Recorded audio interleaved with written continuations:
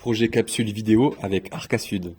Pouvez-vous vous présenter? Bonjour, moi c'est Audrey, je travaille à l'Association régionale de coordination en addictologie. Je coordonne les parcours de soins des personnes qui ont des problèmes d'addiction.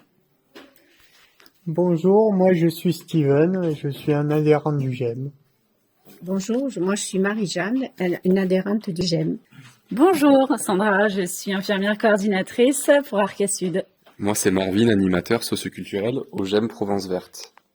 Question? Moi je me demandais, pour toi Steven, c'était quoi l'addiction? Pour moi, une addiction, c'est quelque chose qui te dérange dans ton quotidien. Comment expliquer? Que tu es obligé de faire pour te sentir mieux. En résumé, je crois que c'est ça. L'addiction, je pense surtout à l'addiction à l'alcool, parce que j'ai eu un ami cher qui malheureusement était addictif à l'alcool et c'est ce qu'il a perdu. Alors quand on parle de consommation de produits, on n'est pas forcément dans une addiction. Ça veut dire qu'on peut consommer un produit et pas pour autant se dire qu'on est accro, qu'on est dans une addiction. C'est dur de voir où est la limite. C'est à partir du moment où peut-être la vie se détériore. Comment on fait pour percevoir la limite entre moment de consommation normal sans prise de risque et moment de consommation où on est plus dans l'addiction? Il y a une limite. Quand est-ce qu'on peut voir cette limite, je veux dire, si vous avez des indications? Je dirais que tout le monde est différent. Mais il y a un psychiatre qui s'appelle Oliver Einstein, il dit que l'addiction, c'est la rencontre entre un produit, une personne dans un environnement. C'est-à-dire qu'à un moment donné de notre vie, on va être un peu fragilisé parce qu'on vit des moments compliqués, je sais pas moi, une séparation, des difficultés dans le travail, à la maison ou autre. Et à ce moment-là, on va rencontrer le produit, que ce soit l'alcool ou un médicament ou des comportements à risque. Et là, effectivement, on va être beaucoup plus fragile pour pouvoir peut-être calmer les choses ou s'arrêter ou se poser. Je viens de penser à un truc, mais du coup, l'addiction aux médicaments. Il y a plein d'addictions aux médicaments. C'est pas génial. Alors oui, quand on parle d'addiction, il y a le produit, mais est-ce que vraiment c'est le produit qui pose problème dans l'addiction?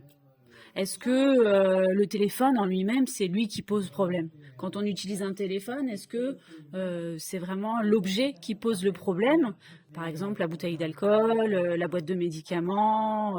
Est-ce que c'est vraiment le produit qui va poser problème dans l'addiction? Ça me parle beaucoup, je me suis posé cette question récemment et je me suis dit que c'est vraiment l'usage qu'on en faisait en fait. C'est pas en soi le téléphone, la bouteille, l'alcool qui est un souci, c'est ce qu'on en fait en fait.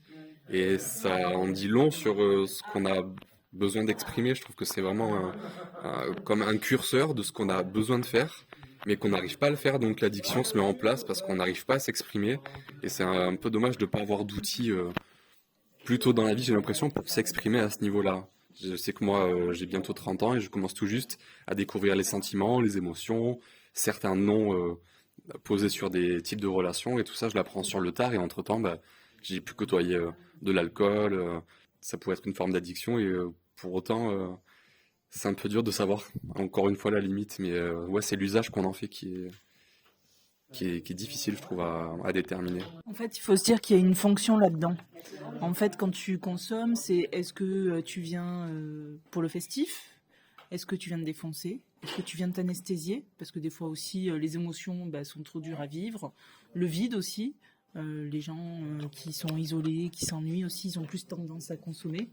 Et effectivement, le produit a une fonction. Et c'est ce qu'on travaille beaucoup avec les gens qu'on a au téléphone avec Sandra. C'est qu'est-ce que ça vous apporte cette consommation? Parce que peut-être que l'idée, c'est pas forcément d'arrêter, mais plutôt de réduire les consommations pour trouver un idéal de vie, pour plus qu'il y ait ces conséquences négatives dans sa vie. Les conséquences au niveau familial, social, financier, santé, travail, justice et autres. Est-ce que tu en penses, toi, Steven?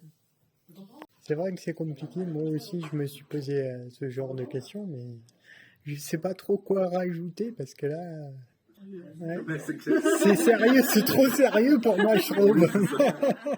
Moi, par exemple, à un moment, je me suis dit, bon, pourquoi pas me prendre un petit téléphone à clapper comme à l'ancienne, comme les vieux, tu sais. Que tu ouvres, tu fermes, tu composes le numéro ou alors juste le petit message et tu fais salut, ça va, mais c'est tout quoi. Pour faire un peu moins d'écran toute la journée quoi. Parce que tu avais l'impression de faire trop d'écran dans la journée? Oui, quand je suis sur ma console, de temps en temps, je prends mon téléphone pour faire autre chose en attendant que ça se finisse ou un truc comme ça. Ok. Après, je me suis dit, bon, oh, ça va, c'est pas grave, ça passe. Peut-être ce qu'on peut ajouter, c'est que souvent l'addiction, ça vient aussi impacter les proches et que c'est très dur pour eux de pouvoir vivre ça. Tout à l'heure, tu parlais d'un ami. C'est vrai que nous aussi, on essaye de soutenir les proches justement parce que c'est les premiers soutiens des personnes qui ont des problématiques et c'est des vrais leviers dans le parcours de soins. Moi, j'ai une question. C'est une fois qu'on se rend compte que ça va pas trop dans l'usage d'un produit, qu'est-ce qu'on peut faire en fait? Une fois qu'on est là face à j'ai tel ou tel type d'addiction, ma vie n'avance pas trop parce qu'elle est entravée par cette addiction.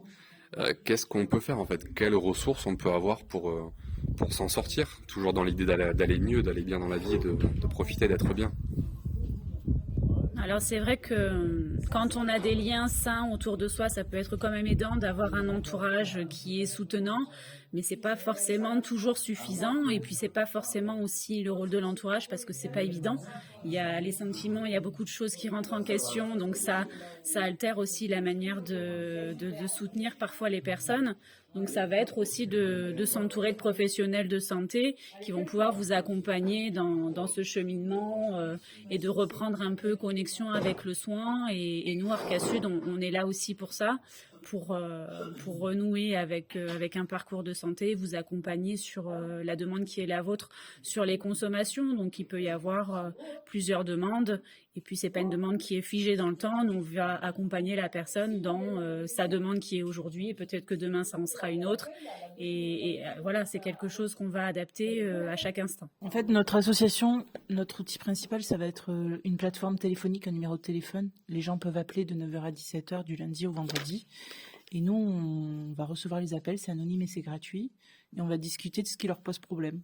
En fonction de ce qu'ils vont nous dire, de leurs demandes, si c'est, je sais pas moi, arrêter, réduire, ou si c'est mon proche qui va mal, mon ami, mon conjoint, ma conjointe, on va orienter vers les centres de soins addictos, ou alors on va pouvoir mettre en place des orientations vers des thérapies ou autres. En tout cas, trouver la solution à un instant T pour la personne.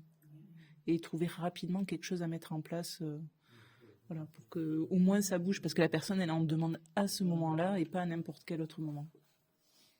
Et puis, c'est pas travailler avec un focus uniquement sur la consommation d'un produit ou un comportement. Ça va être effectivement, comme on l'a dit au début, ça va être l'utilisation que la personne en fait. Qu'est-ce que ça lui apporte dans son quotidien?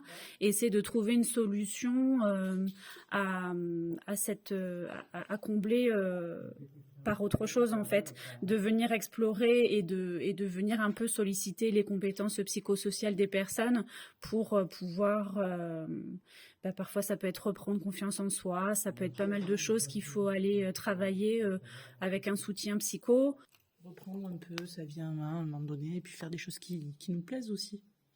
Qui va pouvoir les aider dans l'entourage, parce que souvent l'entourage il y est pour beaucoup, pas la famille, mais l'entourage, les amis et tout, quelquefois, au contraire, ils risquent d'agir dans le sens inverse. Voilà, c'est ça. Ça, c'est important, surtout l'entourage, je pense, oui, pour aider. Moi, je voulais vous remercier parce que du coup, c'est chouette de pouvoir discuter avec vous et puis d'être là aujourd'hui au GEM avec les adhérents à Riance. Ça fait plusieurs fois qu'on vient et nous on est toujours ravis, on est super bien accueillis. Et puis de construire ce petit outil là du coup pour le grand public, c'est chouette. Merci. Merci beaucoup.